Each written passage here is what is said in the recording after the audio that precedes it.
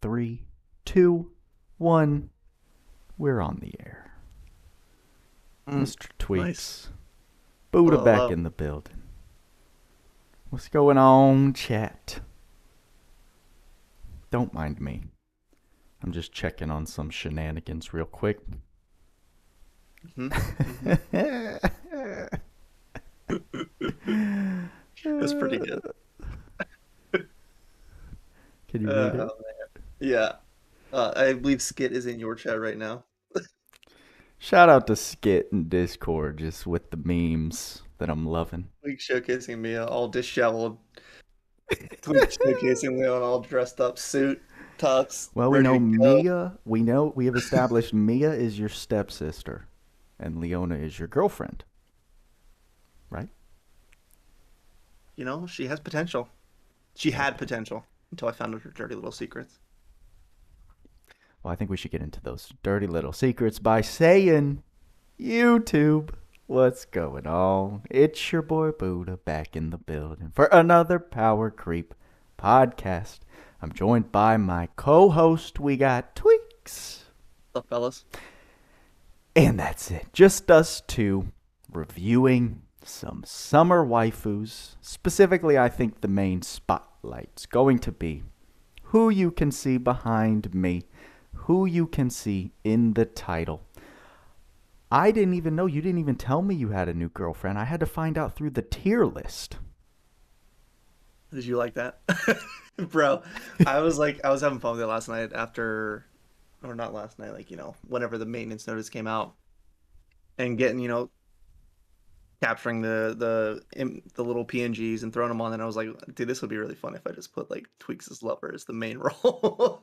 So good. And I got a lot of pings and comments about that, like giggling about it. So it was just all good fun. It was a good time. It was a good laugh during my live stream when you suggested I go view her rating. It was pretty And cool. I don't blame you, my friend. I don't blame you. Leona's looking quite dapper. You can't not put that art out and have people not get wild for it. I mean, mine was not really that serious, but I know for a fact there are a ton of people in the community that were like simping hard over her, which was great. That was pretty funny. Absolutely. And that's what you expect. I mean, this is Adis's time to cash in on that, right? Like they're not really known for a waifu game at all. And summer is the only time they really go in on it hard. And the art here, the preview art of her in general with, Ardeen and Kyle and Barcel's and all that stuff, like they did a good job. Oh, yeah. It has made for very, very easy to work with graphics for thumbnails and backgrounds, etc. So I do enjoy it.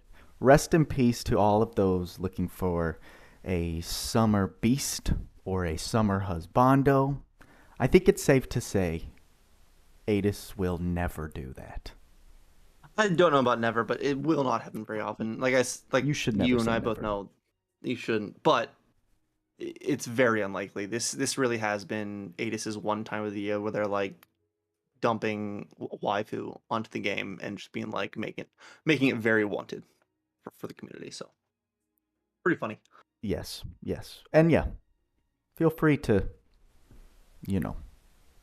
not correct me, but prove me wrong, Adis. But I just don't think anything sells quite like this to certain Definitely crowds. not.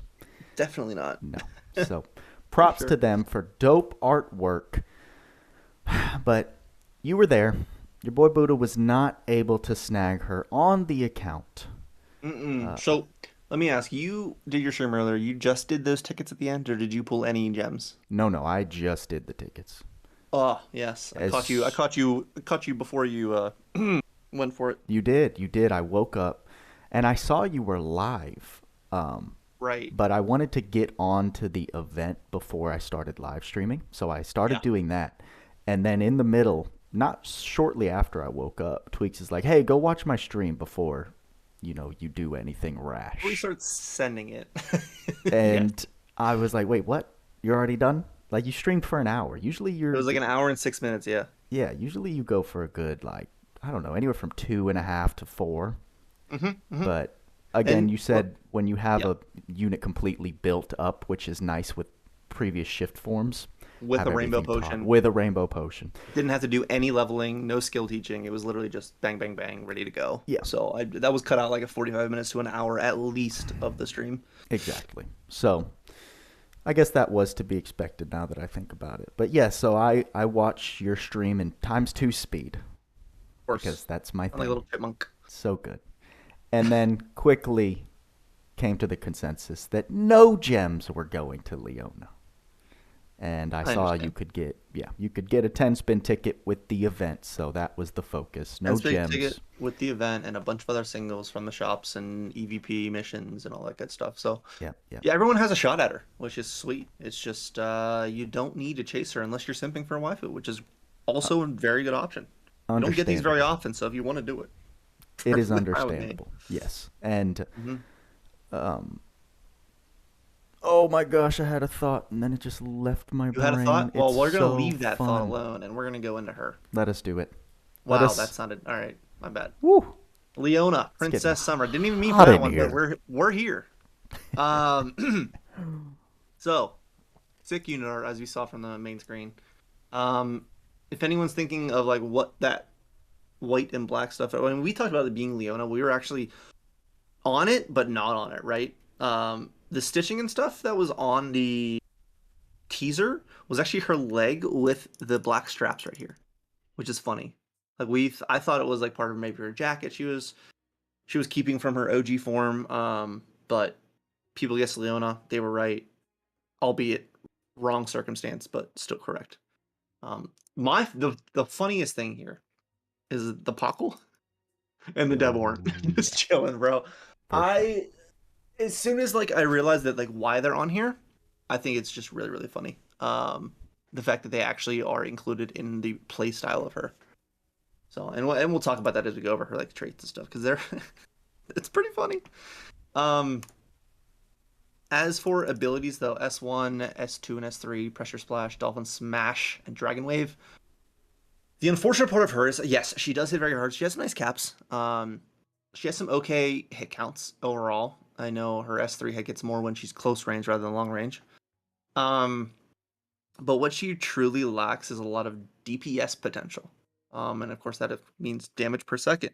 That means we need fast skills, fast spamming of skills, as well as high hit counts, high damage caps, right? If you want high DPS. Um, she kind of lacks that high spammability, high skill speed. Her S3 is her 18 hitter up close in 36 dual wield. It is cool because it's ranged. It pierces the entire map of where the like like the dragon goes pretty much. But what it doesn't do is not too wide, and it takes a while to wind up. So that's not really spammable. Her S2 is probably my favorite skill of the bunch. It's 10 hits, 20 dual wield. It is the gap closer of the bunch, and so she has some nice movement in general. It is a nice little wide area, honestly. It does say wide area, and it's wide enough. It's not wide enough to clear IGC 3 and 1, of course. That takes a very rare unit and very rare skill to do. But it has some nice AoE to it, and I enjoyed farming things like multiplayer with it and smashing a good bit of waves with one skill, which is cool. But S1 is going to be 7 hits, 14 to wield.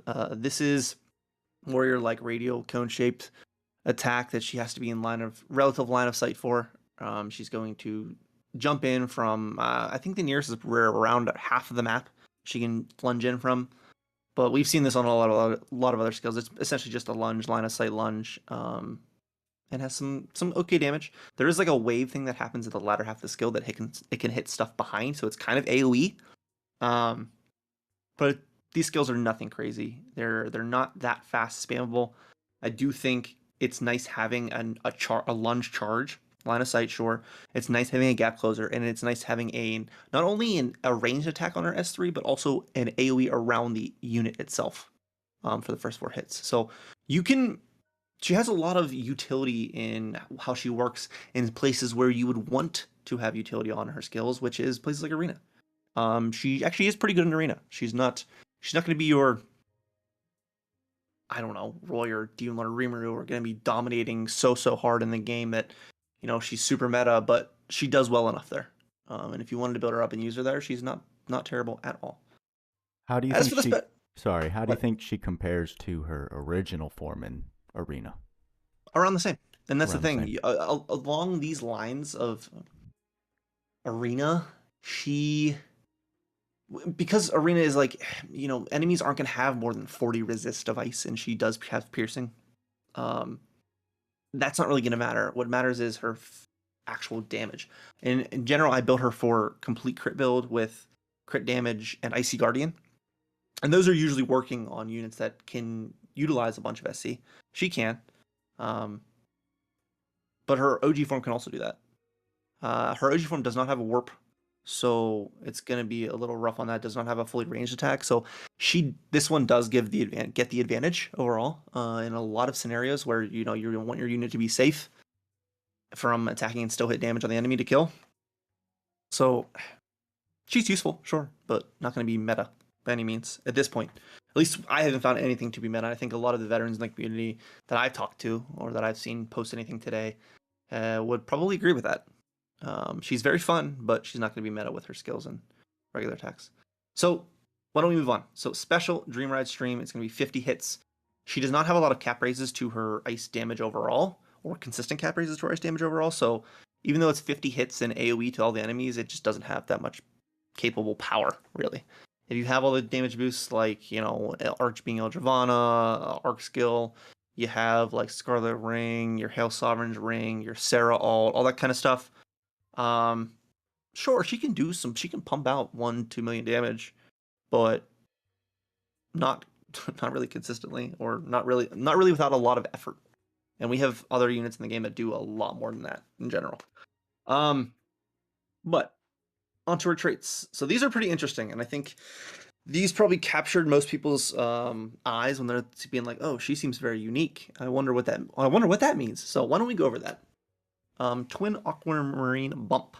2 weapons equipped, ice physical attack damage plus 40% and damage cap plus 8,000. This is fantastic. So, spoiler alert, she does have innate dual wield, which is fantastic. You love to see it, a unit that leans into dual wield and get it for free.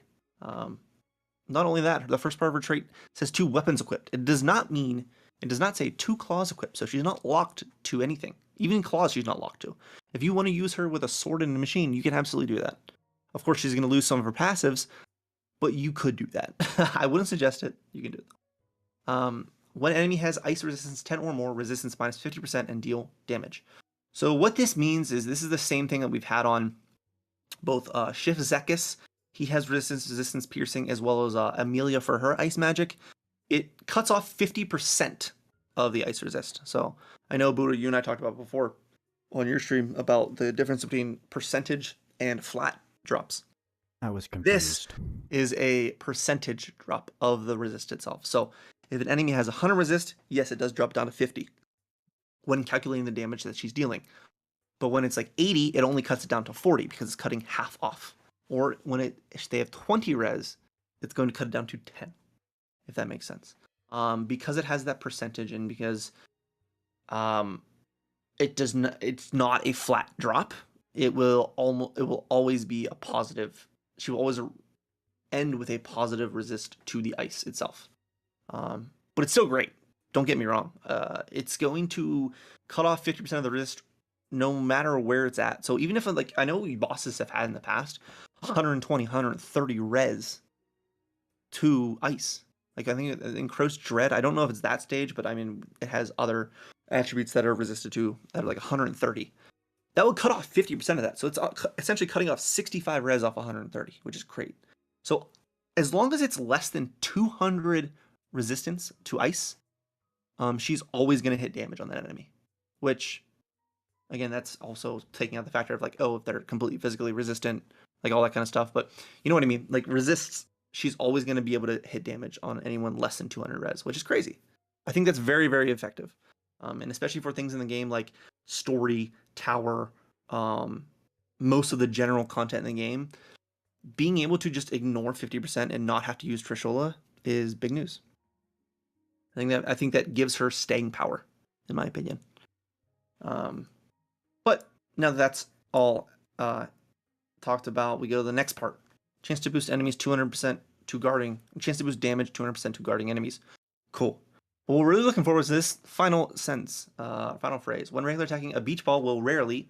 Now, I do not have the percentages on this, but what this does is when regular attacking, your beach ball, pretty often in my experience, can change to either a puckle or a daborn that is thrown. So her regular attack works as though she jumps up in the air and she throws a beach ball at the enemy.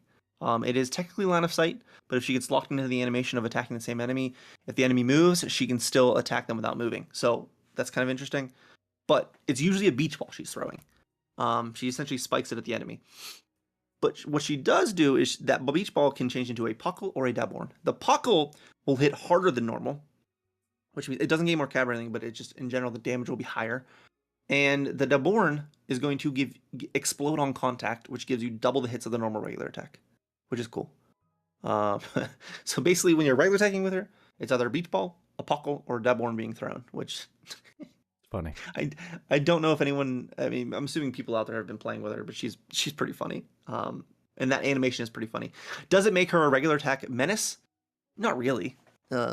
Yes, she has strong regulars in itself, and I think the more powerful and then double hits attacks are pretty strong, but regular attacks in general just aren't going to compete with skills unless they're super, super spammable, which she is not. She can't skill cancel with them. So that's just how it works, I guess.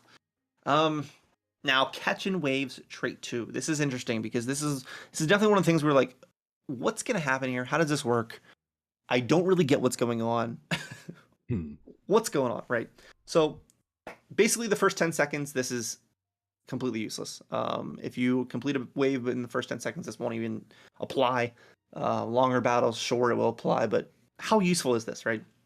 So at the 10-second mark, she has a 90% chance to get a wave buff and a 10% chance to get a big wave buff to the entire party. So 90% wave, 10% big wave. Unfortunately, the wave buff itself gives a slight restore HP, which I think Lake said something about 10% or 10 or 20% HP heal, as well as skill and ice damage plus 15% for the entire party. So that gives skill damage plus 15%, as well as ice damage plus 15% for the entire party. Sure. The wave buff itself, the 90%er, only lasts 10 seconds. So I know at the end of the trait here, it says re-give one of the buffs every 20 seconds after. So repeatedly after every 20 seconds has gone by, she will apply another wave or big wave buff.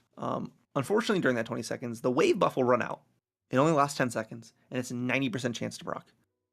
The big wave buff, which gives the big damage, the big HP, the 30% skill and ice damage boost, as well as 4,000 damage cap for all skills, as well as all ice damage, which can be 8,000 cap for a ice skill attacker, obviously. That does last 20 seconds, but it's only a 10% chance. So in my testing, I sat around for a good bit. I did 30 pulls, or 30 waves I sat through. Jeez. I literally only had 3 big waves, which I know it's like, that's within the realm of possibilities, but it's 10%. From what I was understanding from the community, 10%. So unlucky, Just right? hurts. Like the big buff, you could go minutes in a battle and never see the big wave. Many minutes in the battle, which for me, that's unfortunate. It's not really something that you should be looking at her kit and being like, oh, this is going to make her a crazy buffer for the entire team. No, it really doesn't. It's literally just that you should analyze her without that even being a possibility. And when this happens, sure, it's going to be great, but there's no reason to focus on it. Which is a little bit sad in my regard, because they could have made this. I mean, we all see the things they could have made. If wave and big wave are like 50% each, if they both persisted 20 seconds, way more useful. But unfortunately, it just doesn't do that. I don't know. Yeah. I think it would have helped if the wave buff was just a little closer to closing the gap between them. So maybe like 2K buff. Yeah. But even like 1K buff. 1K buff nice. to give you, because like you mentioned that it's it's not just 4,000 cap. It's 4,000 skill, ice cap, and 4,000 pure ice Oh no, damage cap. so it's 4,000 skill cap in general. Right. It doesn't have to be ice at all. Oh, that's nice.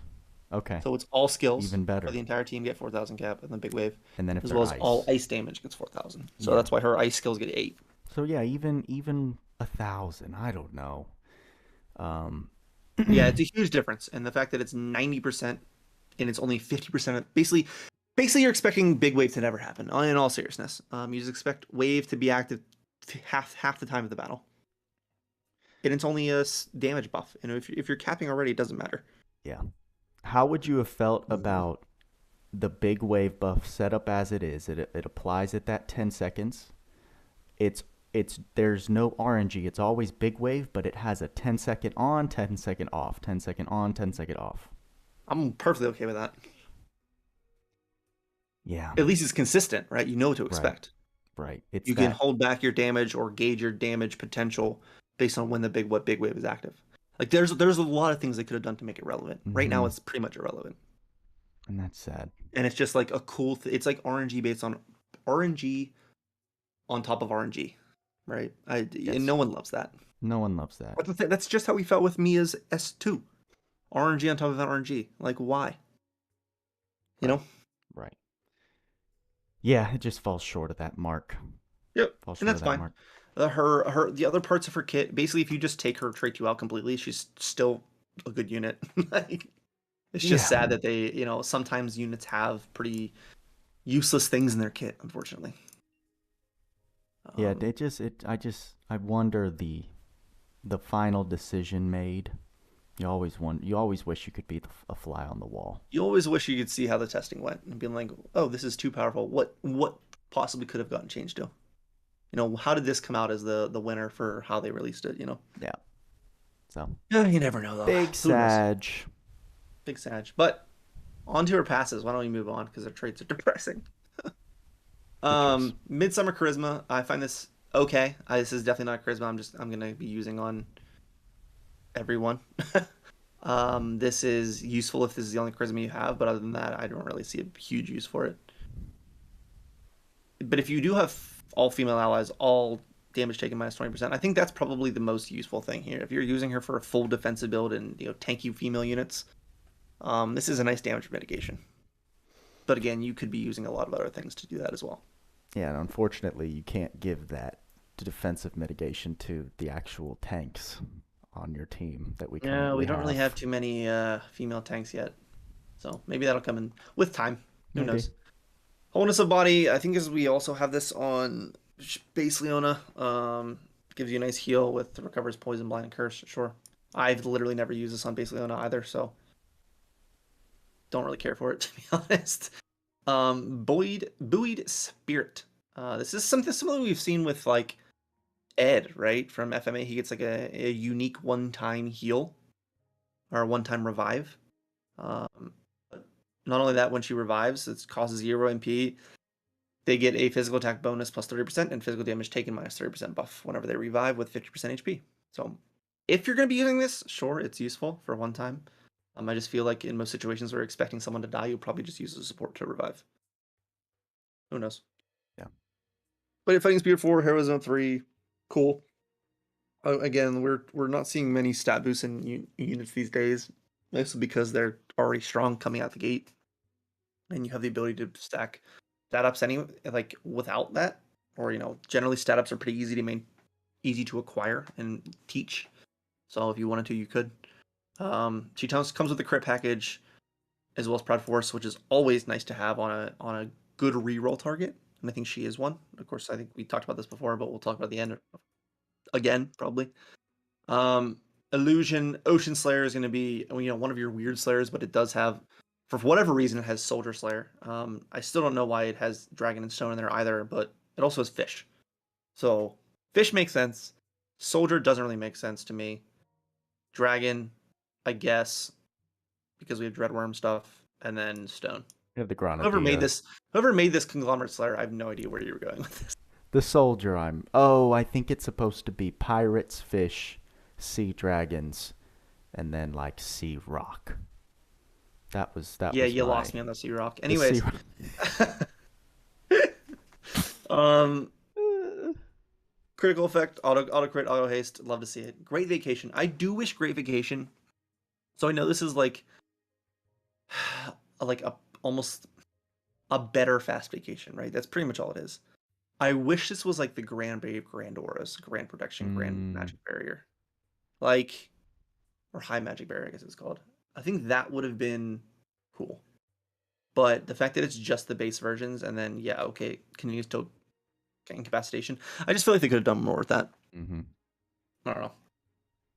Awaken, always nice to have for free. That's 9SC. Love to see it. Ice Drive, Ice Mega Drive, Ice Attack Raise 2, Ice Attack Raise 3, and Ice Crit Raise, all innate, is very nice. That's a lot of physical and special damage as well as all ice damage. Yeah.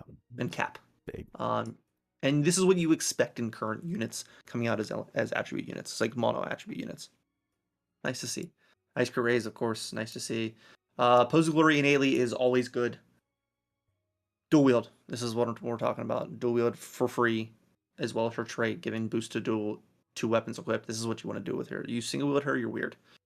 Claw boost, claw mega boost. She of course wants claws, so if you wanted to use two other weapons, you could. I just wouldn't suggest it because claws get free innate boosts.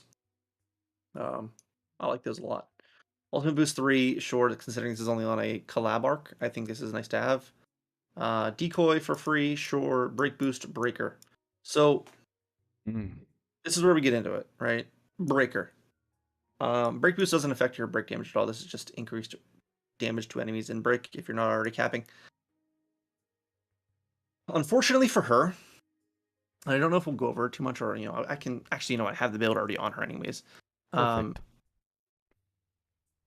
What you talked about in your preview, and what you talked about in your unit breakdown, is that we won't see if she has a good amount of breaker stuff already attached to her, right? So she has breaker, and I believe it's beach break on here, which in general it's going to be your 50% to 150% all the time, and then big wave buff gives her an extra break percentage. Like I've released really lately that break guide, and you'd release the video. Additive breaks are great for units. The unfortunate part is that it's all additive and based on the innate break values of the unit itself. So if a unit has relatively low break, then all of these additive boosts are modifying low break. If they have high break, then it becomes even more significant that she gets more additive breaks to her kit.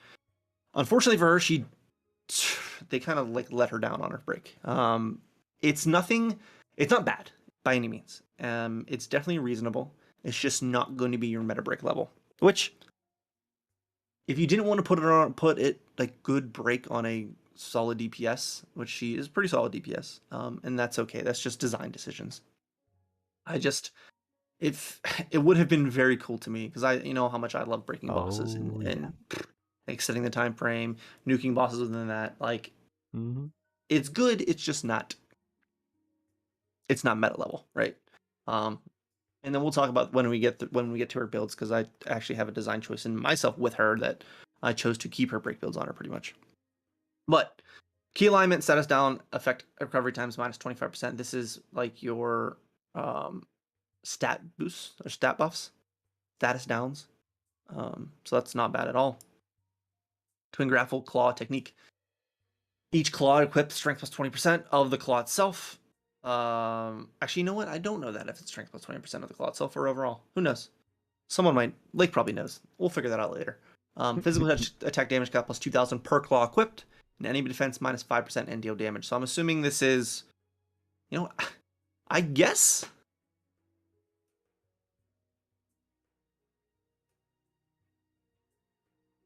I'm not sure how to analyze this anymore, honestly.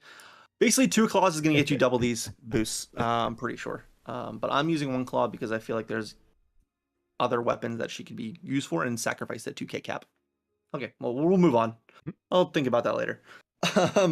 When giving wave or big wave buff, heal a random basic status ailment on unit. So basically, after the first 10 seconds, every other 20 seconds, she heals an ailment on any unit in the party. It's cool. On unit, yeah, not bad. Beach break.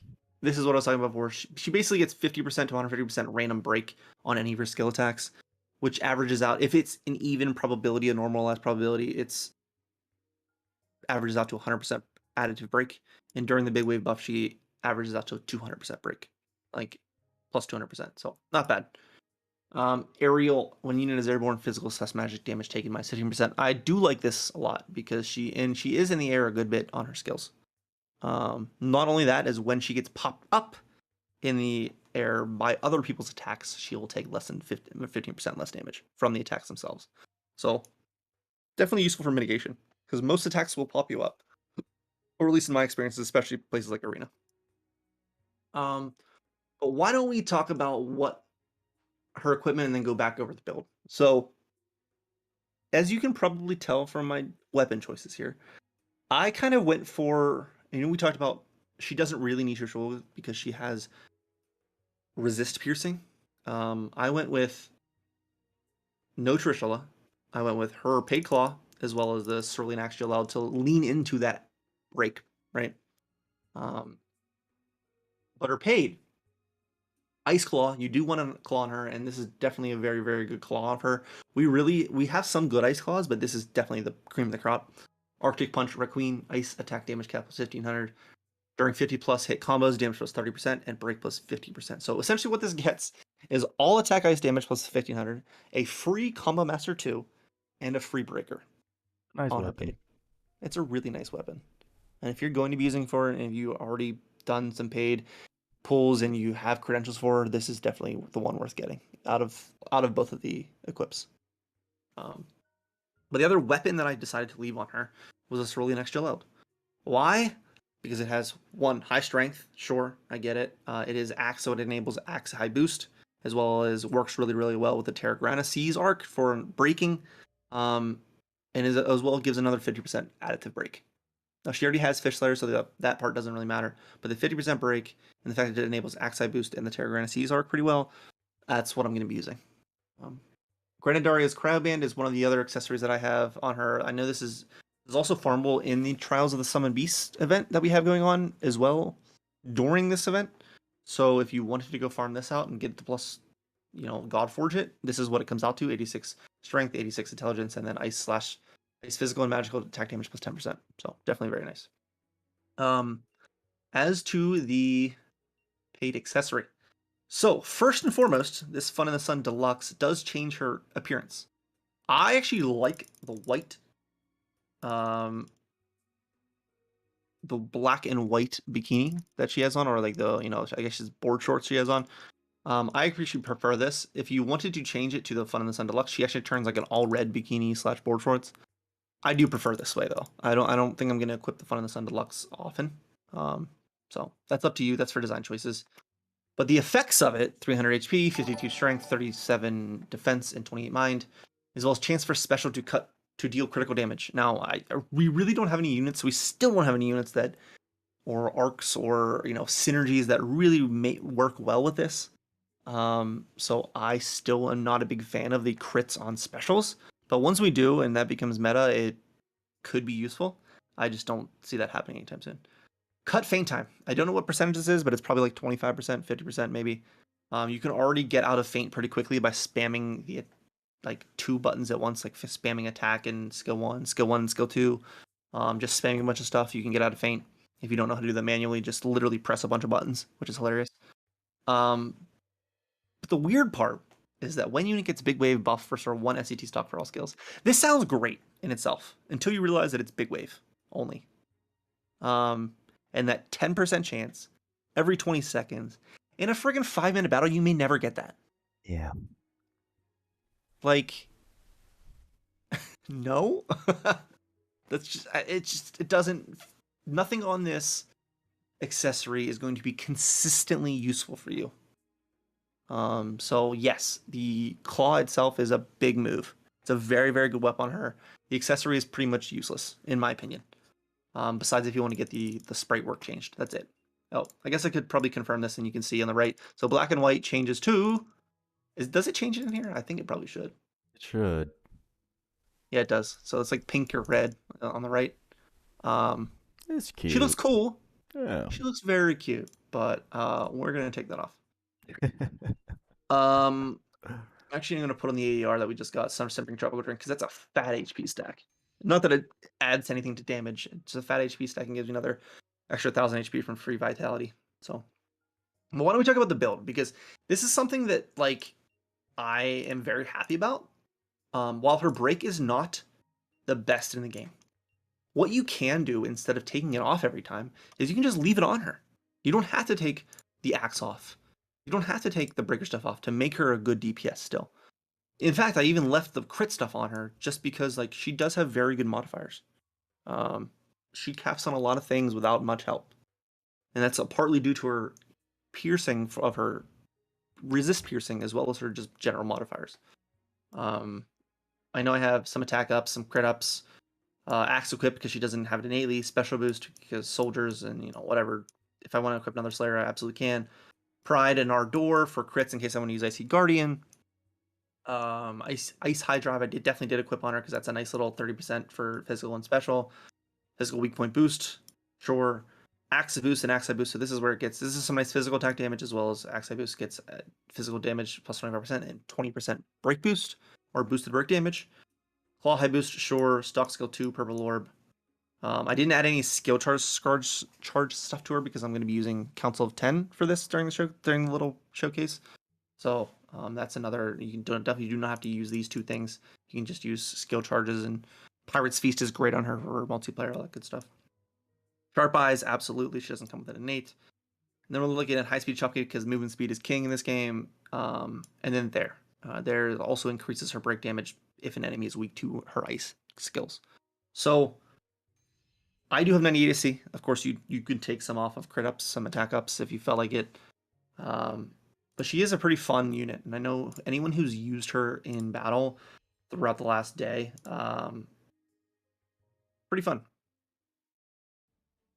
Just quickly, I'm reading chat. Galen says, does her minus 50% resist trait affect extra hits from Icy Guardian? No.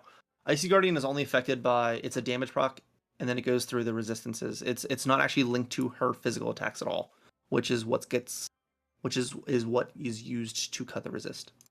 Nope. It's just based on the printed damage of the skill attacks itself. Okay. So, I don't have these enemies weak because I don't have any way to make them weak, but once we actually get a support in here to jump in and do some shenanigans, you'll see that we can get them weak.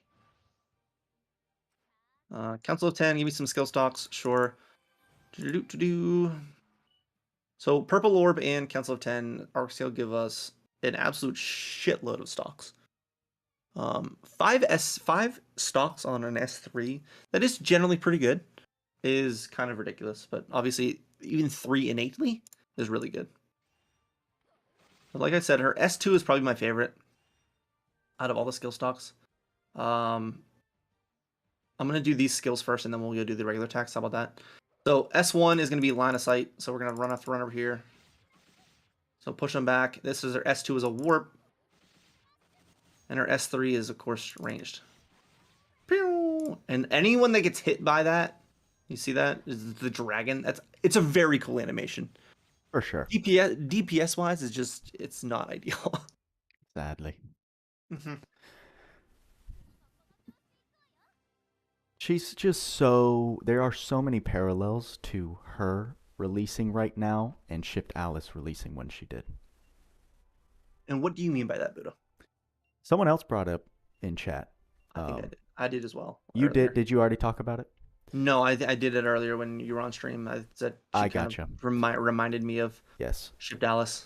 Yes. Well, Zweil again has a comment in chat. Somehow this reminds me of what happened with SELECTOR and Loug Zeus. Good summer unit, but shadowed by the meta and recent godly units. And that's exactly...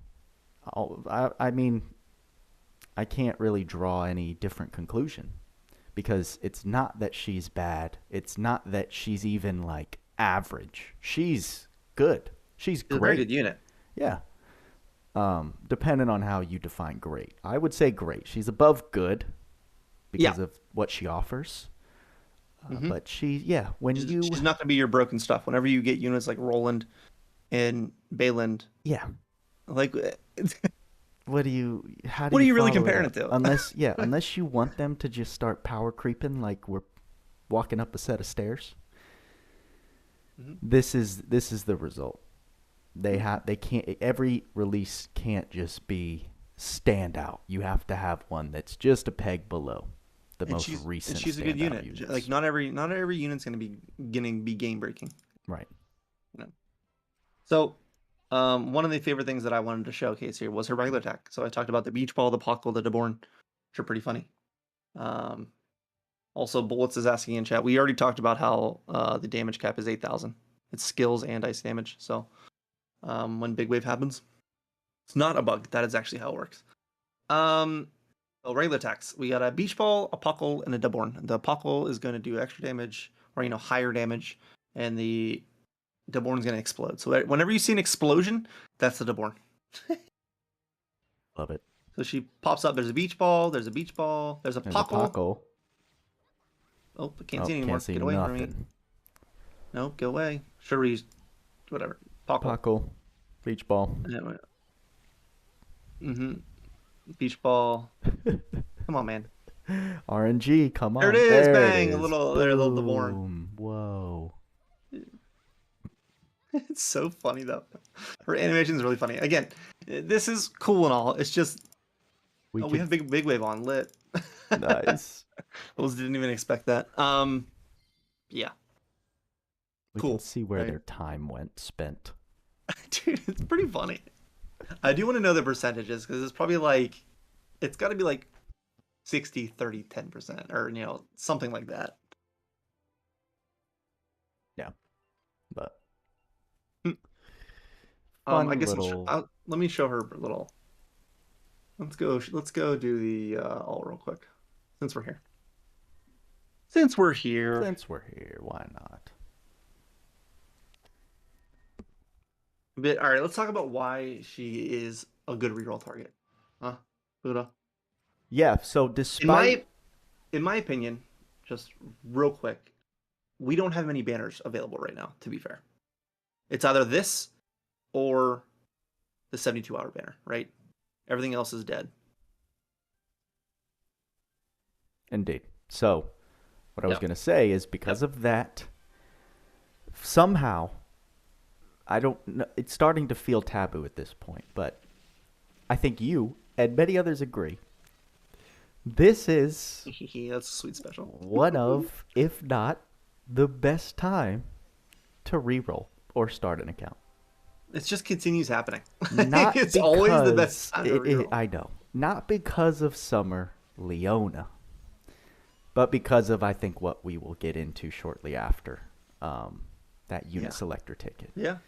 And the thing is, while Leona is not a Shift Roland or a Shift Bayland, the fact that she is a standout unit and competes with the current meta and will serve just fine as a DPS unit with the way her kit's built. It's pretty feature complete. It's got a ton of damage mods, innate dual wield.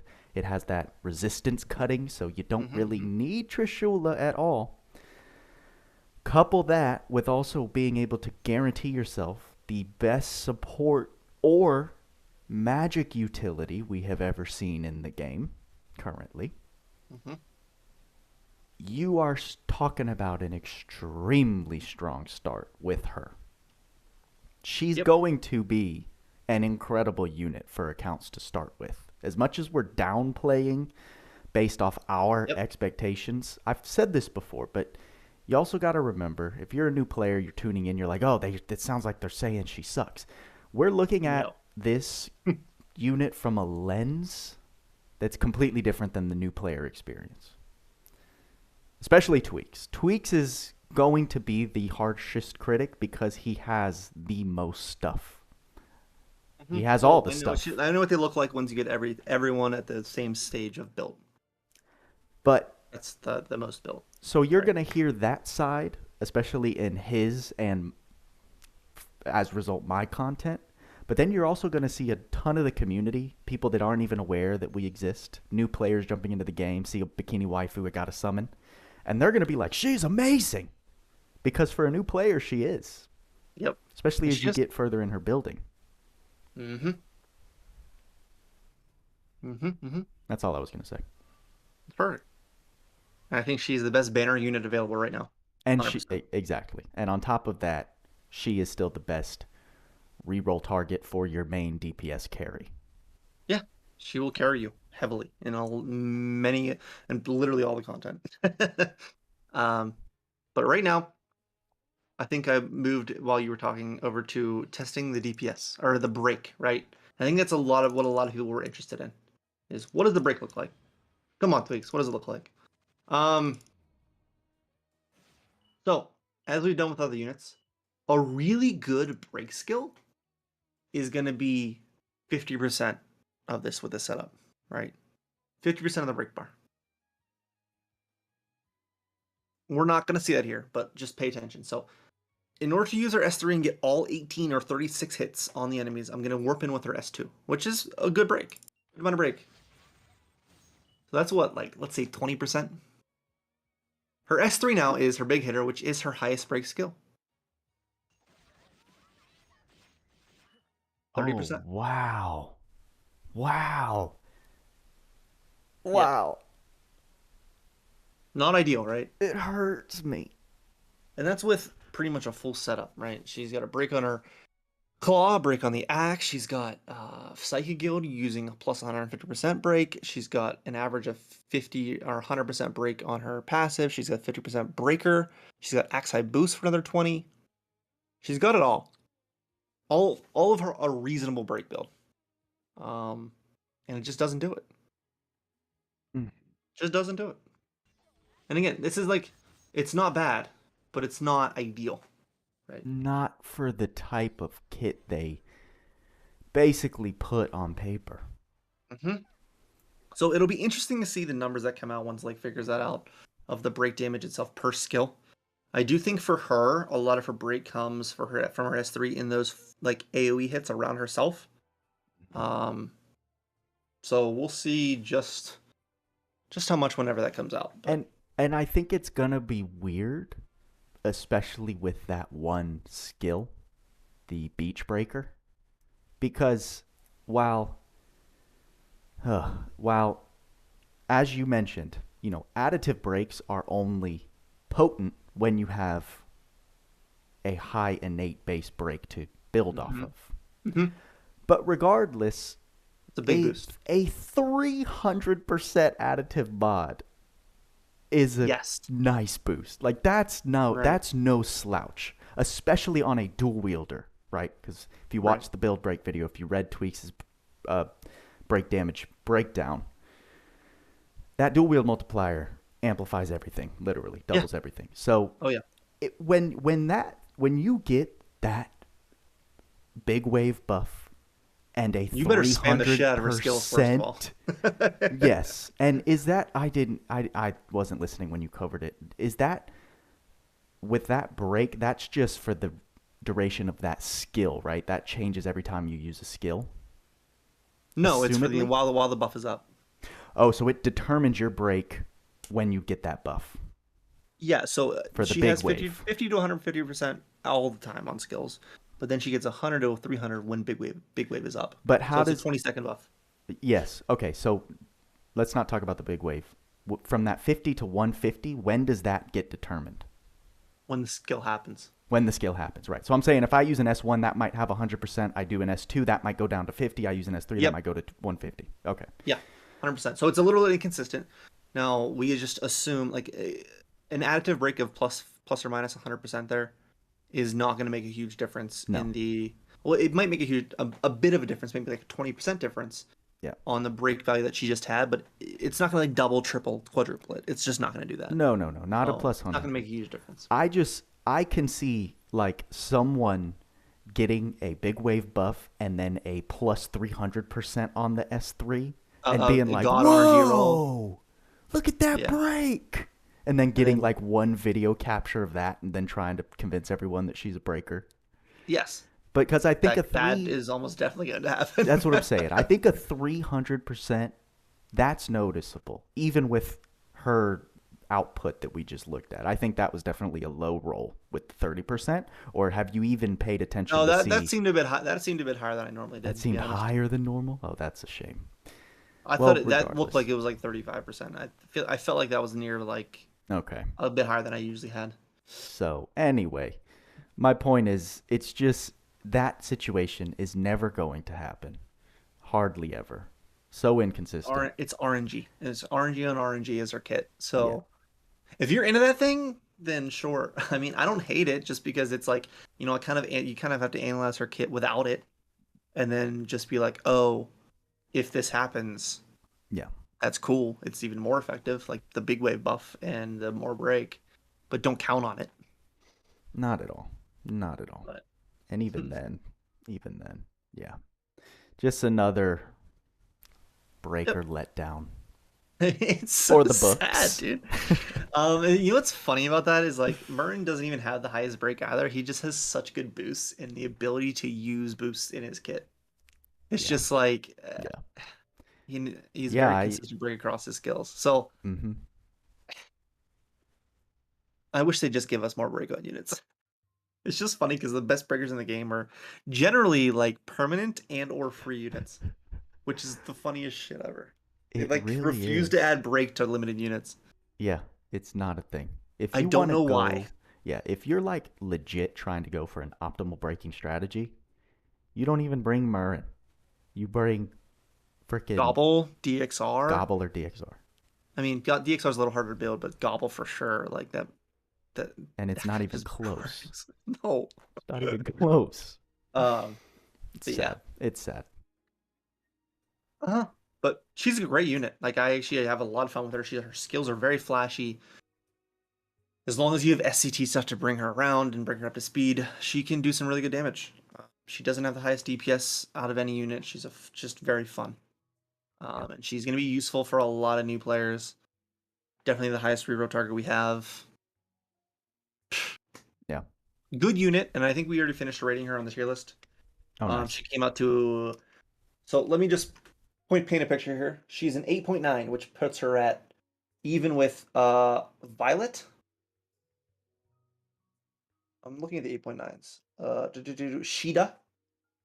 She is sitting right behind Shipped Eliza, Sarah, Ardeen, who are on 9s. She's sitting behind Joker. She's 0.1 above Morgana. She's sitting behind Alice. Like, she's way behind Balin and Roland and Theria. Like, she is good. She's just not, your top tier. And most people are pulling her for the waifu factor anyway. So if she's a usable unit, she's good enough. She's definitely worth it. Or no, worth having. She's not worth chasing at all. If you want to sense a deja vu just for fun, go watch our Shift Eliza podcast back in the day. I might do that just to hear if we're repeating the same things. Oh, yeah, I know. I feel you. All right, okay. Shall we move on? Let us move on. All right, we'll go through the arc first, and then we'll go for the event, because the event and the select ticket stuff is pretty important. Arc itself, Simmering Sunshine. Not chaseable. Do not chase this. Do not be weird and chase this, because it's just not there. It's not there. It does have some interesting passives, though. I actually really do like the passives. It's just, I don't know when this is going to be usable. Status ailment recovery speed plus 30%, slightly cut faint time. Sure, these help in some whatever situation you're in. If you're hit with ailments, if you're hit with being fainted consistently, which should never happen because you all should have Theory at this point. During Hydro Shell buff, strength, defense, intelligence, mind plus 10%. Hydro Shell, I believe actually it's on this arc, so we can look at it. All have magic damage halved, excludes thunder attribute magic. I know this isn't used very often in a lot of builds and a lot of places because magic damage from enemies is really not that crazy. But it does have all of magical damage except for thunder. So this is that's a very strong buff if you're in a place where magic damage is crushing you. Again, I don't know where that place would be. But even then, while you have that on and you have this arc on, you get a 10% boost to all your stats. Battlestar HP cap plus 5,000 and restore HP permanent until unit is incapacitated. So this is kind of cool. That it's basically a 5,000 vitality buff. Same generic icon. and restores that 5,000. So when it says restore HP, it's restoring that 5,000 of giving you the 5,000 back. It doesn't actually restore your HP to full or anything like that. It doesn't give you like a big heal. Oh, okay. So it's not going to heal the HP that you had lost. It's just going to give you an extra 5,000 HP on top of that. It's not just going to give you a max of 5,000 and not heal it. Like that'd just be weird. But yeah, not bad. Not bad as an arc itself. I see passives. It coming into use when there's a boss that this counters effectively for your support or tanks. Mm-hmm.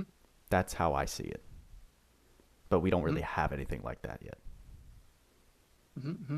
We don't. We don't have anything that would need this. We just don't. Learnables though. Pose of Honor, Allure, Hydro Shell we've all had before on many other arcs. These are Pose of Honor and Allure are just generally useful skills for a lot of places. Hydro Shell is something that I don't use very often, but if we ever get a high magic damage enemy, then definitely we'll use it. Bird Shield we haven't had before. Damage from bird types minus 10%, sure. Oil Coating and Fish Buster. So these are obviously the two notables of the arc itself. Oil Coating. Until next ice attack taken, give damage taken minus 5% buff. I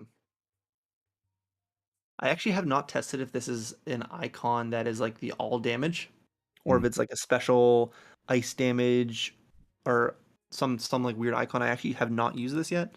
But what it essentially does, if you know you're not going to be attacked by ice at all during a battle, it's a permanent 5% damage cut from anything you're taking. So does it have its uses? Sure. It's 5 SC for 5% though.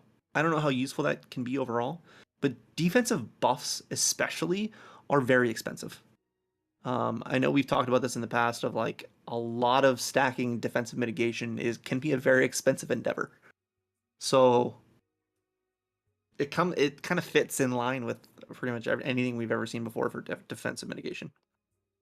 But Fishbuster 11 SC, I don't know when you're gonna need special like boosted damage on physical attacks, specials, and counter against like anti-type effects for physical specials and counter against fish. I really don't know when that's gonna be a thing. But we have Fish Slayer already, so if you have, that's very easily accessible. But if you need that damage on your special, I'm just not sure why. We just don't have the content to need that at all. And I don't think we have the capability to make effective builds to encompass physicals and special maximization. I definitely think we do. Yeah. And if you're like, here's the thing. In the places where there's big fish bosses, okay? Like Kraken in multiplayer, like the Kraken world boss. Is a special, when you need it, really going to do that much damage? No, it's not. In my opinion, for 98% of the population, you're much better off just hitting it with your sword, or since we played Sword Cloudia, instead of using your special. So, will we find a use for this eventually? Maybe. I just don't see a use for it right now. That's it. Not too bad. These passes are really just not that strong in general. And then even consider the AER, Simmering Tropical Drink. HP plus 1000, sweet. That does give you 1000 HP. It is one of our fattest HP stacks for an accessory. Continuous Vitality Effect, cool. It's another plus 1000. Unfortunately, that's the same icon as the buff from the arc itself, so doesn't really affect anything if you have both of these attached. Then that's all it gives. It's an HP stick. I do love the icon, but it's just an HP stick. That's all it is. There's literally nothing else for it. Not chaseable. This arc is pretty much, you can ignore this arc almost completely, and it's fine. Which I'm not sure why. They usually have at least one aspect of where people are like, "Oh, that could be really good," especially on an LR. I don't really get why they decided to make it. Maybe it's not weak. Maybe we just don't have the content for it yet. Yeah, this would have made sense as like a free to grind LR. This reminds me of last year's LR arc that I again have never used. Yeah. The summer arcs have been historically just kind of useless. Paradise Rebel. Yeah. Now I did use this for a while before we got Fast Recast on an arc. So Summer Festival is really good. And Oregon Ring I still haven't found a use for, really. High vitality is okay, but like this is again an arc I've never put on anyone and used it. I've never have. Yeah.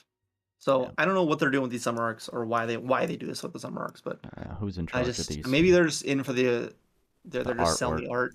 That's it. I get that, I guess. of course. I do love that the Pokeball's in here. That's pretty funny.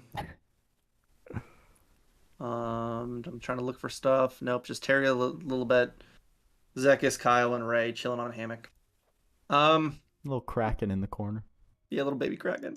Pretty funny actually. But yeah, that's about it for the banner stuff. So, why don't we, since this is a hot topic, jump? I know you made a video about it, complete video about it. Why don't we talk about the selector stuff? Let us remind, because I still get questions. If it's not obvious how to get your selector ticket, it is right here when you log in. You trade ticket mission. Is there a mission? Simplest. No, you literally just click the thing and you say receive reward. That's all you do. There's no mission. There's no nothing. Wow, they really tried hard with that one. They tried hard with that one, but yeah, literally nothing. It's pretty fun. That's hilarious. Is that Gilga? I think I see Gilga in chat. Yeah, Gilga. So unit trade ticket trading space. So you get that ticket. What do you do with it? Well, here's what you do.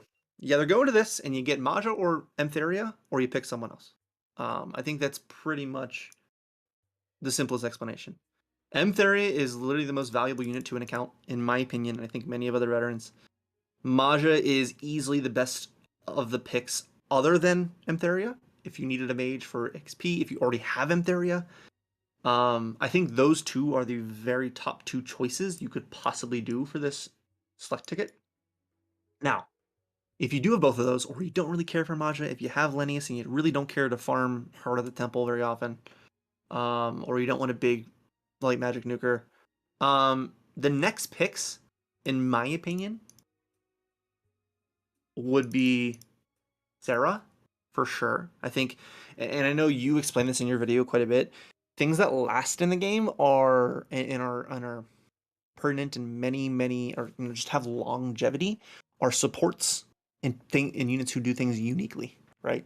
Yep. Sarah is one of those who, whenever you need to bring her out, if you're not using Emtheria for her defense capabilities for Flinch's Barrier, Sarah for damage caps, her offensive enabling, her attribute enabling with her alt, she's going to be around for a while and be relevant for a very long time. So I think most people who, when you're picking things on stuff like this, you want to pick someone that's going to last a while, not someone you're going to be using for like a week and get bored of it and throw it and sit them on the bench. Emtheria and Maja are the top two picks, without a doubt. Then if you have both of those, or if you want to, Sarah is fantastic. And then, like you discussed, there's other units that are very good, and physical DPS get power creep pretty easily, but mages do not. So Shifted Liza is still a very, very good unit, and you and I both use her quite a bit, and I know a lot of veterans also use her quite a bit, so she's still relevant even though she's almost a year old. Sheeta is also very good for places like Arena, even places like PvE. Definitely a very good unit. And then Ardeen, I believe, was our other pick, right? So the picks only go up to Ardeen when he released. All DOHs and perms up to that point. So Ardeen is one of your favorite units, one of my favorite units. And for people that have already had Emtheria, Sarah, and Maja, who went and were like, oh, I'll just pick up Ardeen, they're all looking and feeling the effect of Ardeen and how fun he is. His S2 is one of the most powerful items in the game, especially against dragons. He's a very, very fun non-attribute unit. So those are my top picks. I don't know if I missed anything. What do you think, Buddha? No, and I know you said if chasing permanent units is weird for this, so please don't pick a permanent unit. They're really not that accessible. They are on every banner, and they are cheaper whenever we get like free gem selectors instead of it being completely free. So I wouldn't go for a free unit at all in this, or a permanent unit. Yeah, I would go for a DOH here. What do you think about having all of the good stuff, just an older account that has never pulled Guardian Angel Lucio? You pull her.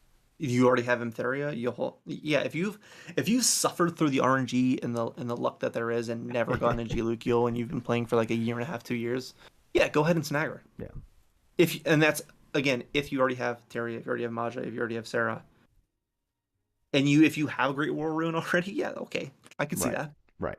She is one of the most highest ideal rated units in the game because of her ult. So like, yeah, I can see that. So that was my only, because I didn't bring that's her like a up. personal choice, right? Like that because that's a very interesting scenario. Yeah, that's not very likely. I wouldn't pin an account to have Gwar and then G-Luke and not have G-Luke, but yeah. Yeah. And like Zlorg says in chat, I could only get Zyx, so I pulled Zyx. Yeah, if you only have like 1 or 2 options left, then yeah, just pull whoever you want. Like, yeah, basically it was not that too top, complicated at that point. No, it was that top 6. If you have that top 6 on your roster, like I mentioned, my opinion, it's just kind of preference or like a very specific little niche strategy that you want to try out with a certain unit that might enable it. Or anything you do at that point is just kind of a free 1,000 gems. So. Okay, so before we get into the event itself, I think I want to talk about the other metal trading space that's not really related to the event too much. The vacation trading metal trading space. Now I know you mentioned how to get this stuff. So like these metals right here. What do you get from? How do you get them? You get them from. You have an option to choose them as your friend gift. Okay, you can go in here and change it to the vacation metals. Now, while this will be good and you can get up to like I guess 200 of them per day. You really don't need to do that if you're doing quests and doing auto run. You'll get plenty. Auto run, you get 2 per story quest. So every time you complete a quest in story, every time you're auto running, every time you're like either farming if you feel like it, if you're not casual, if you're still auto running in the game, you'll get 2 per quest. So I think it's a very important thing to know. Event quests give you 7 per. But why do you want to accumulate these? Well, there's some pretty freaking valuable stuff in this. I bought a lot of it already because I've been auto running pretty much all day and testing out Leona, so that's just what's been happening. But there are 5 Red Hat Gotcha tickets for the part 1. This is going to be your chance with a rate up for both Shift Leona and the Arc are both on rate up for these tickets, so definitely going to be snagging those. You can also get 300 Mother Souls from this. If you get enough, you can get 3 Ethereons, a bunch of Mega Clusters, literally 5 each of each color, as well as 5 rainbows. But most importantly is the stuff that I'm pretty much bought already. Actually, before we move on, before we get to the stuff I bought already, you also get the top tier stuff for Godforge. You definitely want to be snagging these. As even the mid tier stuff can sometimes be really annoying to farm, so snag those. You have a bunch of materials, and then we're getting to the stuff I already bought. So I guess this stuff that was probably on there last year and probably get it in the shop. Chivalrous, the Yukatas and the Cooling Fan. I never use those at all, so I'm not really going to talk about those.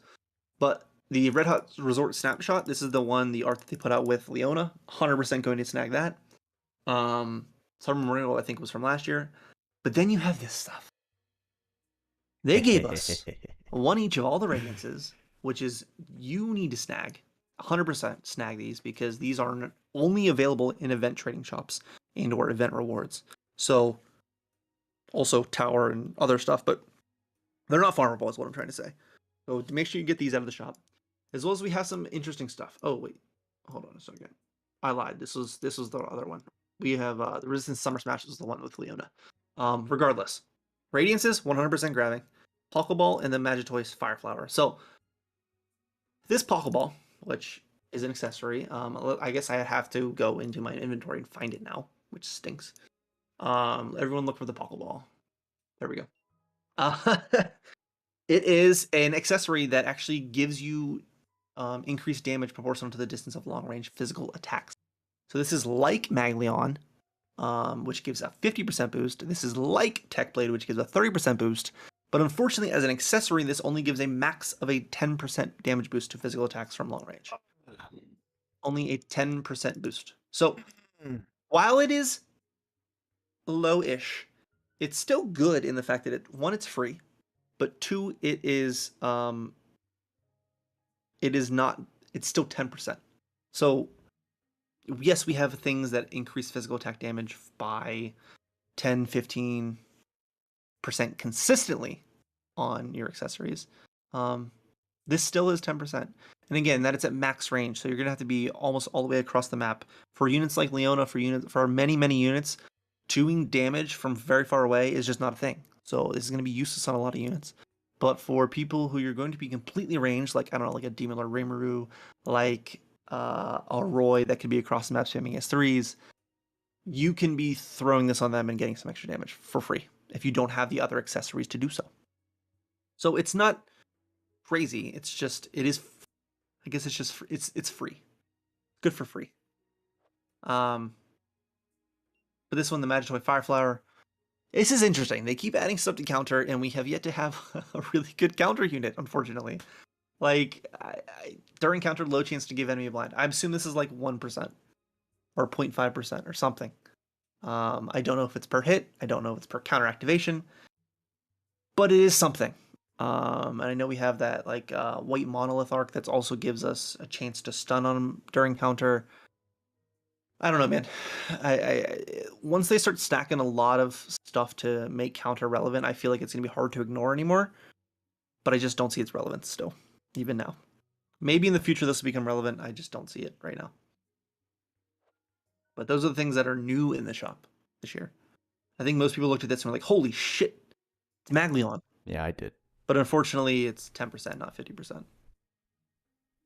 That is very sad to me. Yeah. Still useful. I think the Pokeball is hilarious because that's also in the art of the arc itself. Sure.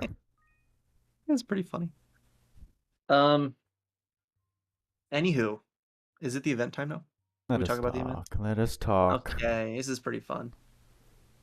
It's pretty fun. No, I don't want to open access the website, sorry. So, this is Sunvessel Island. Welcome back, guys. We've missed it since, I think it was Attack on Titan was the last time we had this? Or was it January, bro? Is that January? I think we had it shortly after. Maybe. I think so. I don't remember. Did we have it during the anniversary? Who knows?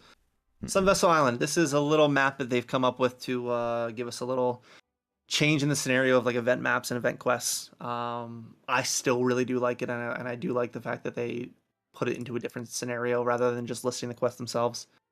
So you start off at Port Sunvessel. You do this is your bonus challenge for the day. It gives you nice event points as well as gives you EXP, AP, gives you some nice gold. Urzel gives you some nice red and blue orbs or blue souls.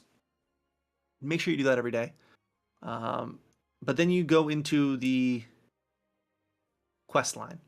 Now, why are you doing these quests? Well, you're going to do these quests in order to get all the way up to Sunvessel Castle. You do Barren Plains, Forest, Desert, Gloomy Mines, the Caverns, the Coast, the Hollow, and then you get to Sunvessel Castle.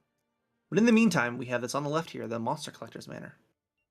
Why would we care about this? Why would we care about monster bounties? Well, I haven't finished them yet.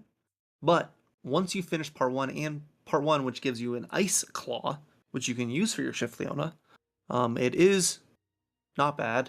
I believe it was 8% physical damage or something like that at 50 hits. 50 hits or more, right? It's not bad. It still is a nice claw and useful for like Goddess Kiss procs for your Leonas. But once you do finish part 2, which I know I've put out a little spreadsheet to help out with, whatchamacallit? These monster bounties of listing the amount of enemies farmed at each level and where it's located. Once you do finish those, you get a 10x multi-ticket for the Raid Up banner. So you're definitely wanting to be doing these. It does take quite a bit because these quests are not meant to give you a lot of enemies at once. And they cost two orbs each, but you will have to do a bunch of them. Make sure if you have a question of where that spreadsheet is located, I put it on Facebook, I put it on Reddit. It's in your server, Buddha. It's also on the main LC Discord, so you should have an easy time finding it if you're actually a part of the community. But once you go through these, get all the clears and bounties, you'll be able to snag a multi to see if you can get Leona. But the most important other stuff, ability tower. So this is going to have your Grand Gates. It costs 0 orbs. You get to do it 3 times a day. It has a very low chance at mega clusters. So like this, I still haven't gotten some of them, but the boss has a chance to drop mega clusters. This gives you a ton of base clusters or base crystals and crystallites as well. So definitely be doing that as well as clusters. But the most important thing about Sunvessel Island, which I think a lot of people, and especially newer players who have never had this kind of event, is the Limit Breaker Tower. Why? If anyone has farmed the bullshit Limit Breaker fields on multiplayer, you know how terrible those can be for dropping the highest rated materials. Limit Breaker Tower, on the other hand, is very generous. And what I mean by that, the boss at base, okay? When you're farming the LB field, the Limit Breaker fields in multiplayer, even on the highest difficulty, it is extremely rare to get one of these top tier 9-star materials. In these Limit Breaker Towers on Sunvessel Island, these all have a 30% chance of dropping from the boss. 30%! Not only that, that's the base drop. If you steal another time, you have another 30% chance of getting another one. So that means 9% of the time, as long as you're stealing from the boss, you'll get 2 of these, which is friggin' insane. You could be literally sitting there for an hour and not get a single one from the multiplayer stage in multiplayer. I guess, I'm just reading myself. This is like nuts value. This is worth, even if you completely ignore the rest of the events and screw it, and you just farm these 1-orb stages for the rest of your time at the event. Specifically the God stages, right? The God stages are what you want. The Nightmare, ignore those. The God stages are relatively easy, especially for even mid-game players, and especially for like people like just re-rolling for Leona and Emtheria. Like, okay.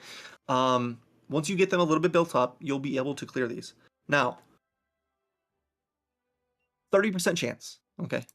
9% chance to get 2 on any of the God stages. That includes the Feathers, the Onyx Curse Eyes, and the Beast Nucleuses. You're going to be wanting to do these. This is the highest value part of this event, and it doesn't come around often. Just for reference, I farmed up over 200 of these last time it was out. Okay, which I did reset with gems, and I definitely spent my fair share to get enough of those. But I only have a 99 now since the last came out. I mean, I've been putting in work and making units in Godforge and all that stuff, so I get it. Why? But like, if you never want to do the Limit Breaker field crap in multiplayer ever again, please, for the love of God, farm these stages. Seriously. I know, it's great. You can find a couple good supports, do these at least a few times a day, or spam your orbs at them, because as long as you can complete them, even if you can't steal and don't have the ability to steal yet, please do these. Yeah. That's my thought on Sunvessel Island. Sunvessel Island's cool and all, but Limit Breaker Tower is literally the most goated thing that any of us veterans can advise newer and even mid-game players to do. I mean, I guess newer players probably can't do this that well, but mid-game players and people who are finding it hard to 5th enhance a lot of units and finding it hard to find all the materials to Godforge, who are on that path, this is what you want.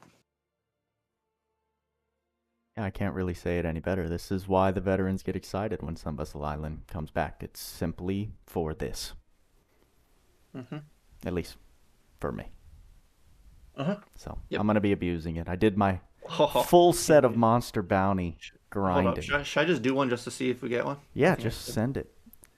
Funny enough, you can get shafted. You can get shafted, absolutely. For a little bit. 30% chance. Still a 49% chance to get 0. Exactly. But an over 50% chance to get at least 1 is absurd, as long as you're stealing. Exactly. So. All right, let me just make sure I have like Pirate's Feast on, because I don't really feel like not having it on. Let's take that off. We don't need break. Hello, friends. Let me get that. Nope. Okay, we should equip it even if I can't. Okay. Deal.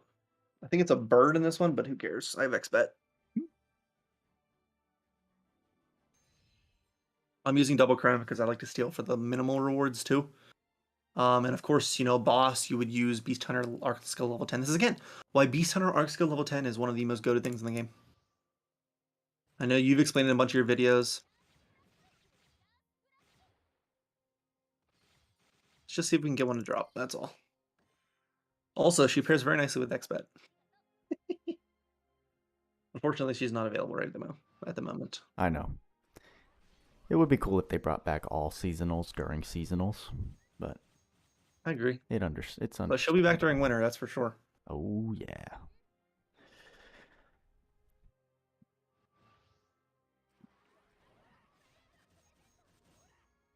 XBet is XBet is somehow the final product, whereas Leona feels like the prototype. Mm-hmm. For what it I missed seems because I already like they stole were a trying Chrome, to do. so that's fair. Good old Chrome. 3.7 million. One part about Kit I do not love is that she can get interrupted flinched. pretty easily. Yeah. So if you have Pirate Ship, if you have Emtheria to give you heals and give you barriers, it's pretty nice. Definitely. Okay, let's see if we got any. Weird, I did get one. There you go. There it is already. Wow. First time. 100. We did 51% chance of getting at least one. That's ridiculous. It's good odds. Pretty good odds. Screw the multiplayer. Please don't waste your orbs on that. Just do this, please. Yes. While this is here, there is zero reason to do limit breaker multis. Rendell brings up a very good point. If you actually cannot play multiplayer, this is the place you want to farm. For sure. I agree with that. That's a good point. Yep. Good stuff. Even if you can play multiplayer. Even if you can't play it, but I'm saying especially. Yes, this is where you're going. This is where Adis gives you a little handout. Mission rewards, of course, make sure you're doing your bonus challenges. I did. Okay, Summer's Cold Remembrance. You got a couple tickets in here, I believe. Get some souls. I believe they're probably going to update this to part 2 because it only stops at Mother Souls, which is weird. They're probably going to give us a Visionary Radiance because they usually give us the Radiance of the unit that's released. So I'm assuming part 2 will have some stuff in this cloudy area over on the left is probably going to be revealed and we'll do part 2. But the trading space. This is where these coins are not easy to get. So once you get your first stack, please don't blow them all on friggin' like skill books. I mean, yes, there's items and stuff that if you're upgrading when you're very, very new, you can absolutely buy. But please don't blow your stacks on things you do not need. Just buying everything. They give you the rarest stuff that you can get, in my opinion, are not only one prism for 1,000. You can get an Ethereon. You can also get some mega clusters, as well as this Isle Corsage. I believe this is -2 all damage taken, -2% all damage taken for an accessory, which is I bought it because I'm gonna end up getting it anyways, but I just really don't think it's very good. But this is just like almost every other event. There's a bunch of materials in here that you can snag. And as a new player, getting all these metals and getting all this stuff for free, not that stuff, but all the clusters, all the crystals, all the crystallites to upgrade your units who you just got for free, pretty nice. Pretty nice. But I'm a big fan of Sunvessel Island. I think it's one of the best formats we've ever had for any event. I wish it would come around more often, to be honest. Maybe not as consistently. I like that they always try to make it like different a little bit. They tie it into the theme. Yeah. Yep. So. Oh man. Cool. What do you think, Buddha? What do we got? Unfortunately, we don't have much else because that was all they gave us really with this was the event, Leona, and the unit selector. They gave us a roadmap for 6 weeks. Yeah. So what are we expecting coming up? And so next, I would assume we're probably not doing a podcast next week, but in 2 weeks, what are we expecting to be talking about? In 2 weeks, we're getting the Arc Selector, if you're wondering where that ticket is. We are due for another unit. Yes, So I think that's a very important thing for people to remember. While this banner is 28 days long for Shift Leona, we're probably going to not only get another unit in 2 weeks, which is 14 days from now, we're also probably going to get the news of a third unit in before this banner's up. So if you just were kind of questioning whether you wanted to pull or not, just freaking wait. Like, you don't have to yeet all your gems at the first sight, right? And no, those are not going to be summer units. This is the only I've already been told that this is the only summer unit that's coming out. Anything else is going to be either related to story or be like something else. Pretty much they have a pick of the litter of who they want to release, but it's not going to be another summer unit. So sorry, buddy, no summer Ray. But we'll see. We'll see what comes out next, and we'll see what comes out in 28 days. Mm-hmm. But this banner is very long. They've been giving us, which is honestly, I don't think it's been talked about enough. The fact that these banners last a month usually gives us a lot of time to work out if we actually want to pull. Of course, I pull day one. I like to test units. I like to see their capabilities for myself. And I'm a little bit of a collector. So, but if you're playing this game smartly and saving your resources, you should absolutely wait if you don't feel like you want to pull yet. So, yeah, agreed. Mm-hmm. No, I think that's all we got for you this time, guys. I think so too. Getting close to 11 p.m., so kind of finishing on time. Curious to see now, and always remember, this is day one of the update. There may be things that the veterans and other players find within kits further. Yep. And that's the exciting part. We don't. She's not fully fleshed out right now, but she's 95% of the way there. Exactly. Yeah. So I'm not expecting too much from Leona, but just wanted to throw that out there that you never know. So always subscribe to your boy Buddha and Tweacz. Link to his channel's in the description. Appreciate you guys know the drill. And with all that being said, y'all know what we say. Work hard, play hard. See you in the next podcast.